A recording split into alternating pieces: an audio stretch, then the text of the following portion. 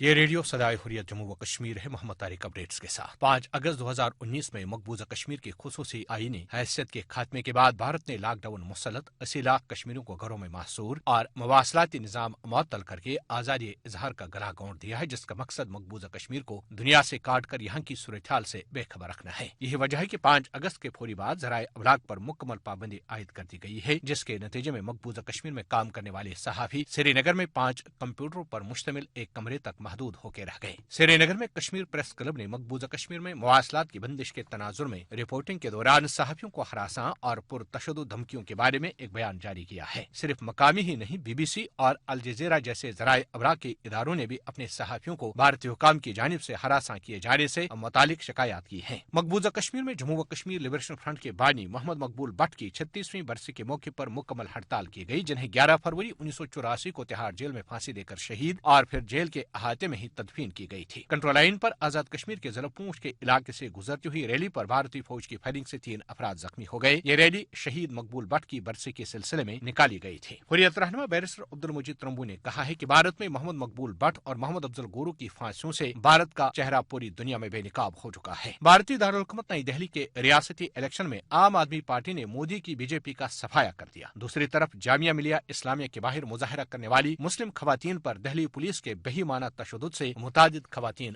زخمی ہو گئی۔ اپڈیٹس ختم ہوئے۔ بھارت کی مودی سرکار آج ایک مخصوص ایجنڈے کے تحت نہ صرف کشمیری عوام پر بے انتہا مظالم ڈھا رہی ہے، بلکہ ان کی چیرہ دستیوں سے آج بھارتی مسلمان بھی محفوظ نہیں ہے۔ گزشتہ دنوں ایک 18 سالہ کشمیری نوجوان باسط احمد خان کو راجستھان میں ہندو دہشت گردوں نے بے دردی سے سرعام قتل کر دیا، کوئی پوچھنے والا نہیں ہے۔ مودی کی نسل پرست حکومت کے ہاتھوں پورے بھارت میں مسلمانوں کی جان و مال، عزت و آبرو داو پر لگ چکی ہے۔ ہندو گنڈے نہتے مسلمانوں کو قتل کر کے دندناتے پھر رہے ہیں، لیکن مسلمانوں کو اپنے حق کے لیے پرامن احتجاج کی بھی اجازت نہیں ہے۔ جامعہ ملیہ اسلامیہ دہلی پر مودی سرکار کے وردی پوش دہشت گردوں نے نہتی خواتین پر قیامت ڈھا دی۔ آئیے انسانیت کو شرما دینے والی اس کارروائی کا کچھ احوال سنتے ہیں۔ یہ پولیس مین ہے، اس کی شکل دکھاؤ، یہ والا دیکھو منہ کیسے چھپا کے بھاگ رہا ہے۔ یہ پولیس مین ہے جس نے مجھے اپنے بوٹ سے میرے پیٹ پہ لات مارا ہے، میرے پرائیویٹ پارٹ پہ لات مارا ہے اور میرے چیسٹ پہ لات مارا ہے۔ اسپیسیفک اس پولیس نے مجھے بوٹ سے مارا ہے۔ ایک میری فرینڈ چلی گئی ہے، ان کی وہ حالت تھی